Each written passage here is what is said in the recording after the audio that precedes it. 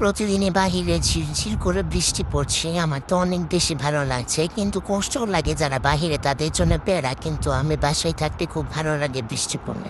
তাই দুপুরে নিজের জন্য একটু স্পেশাল কিছু বানাতে ইচ্ছে করলো।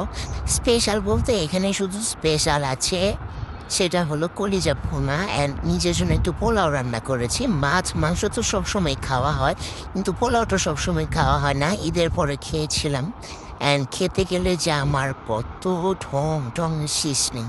একটু করে সালাদ নিব, একটু টমেটো নিব, একটু পেঁয়াজ নিব, একটু লেবুর রস নিব, তারপর একটু আলু মাখবো। আর এখানে হচ্ছে কলিজাটা রান্না করেছিলাম কাবলি ছোলা দিয়ে, ছোলা মাখবো, তারপরে আমি সেটা মুখে দিব।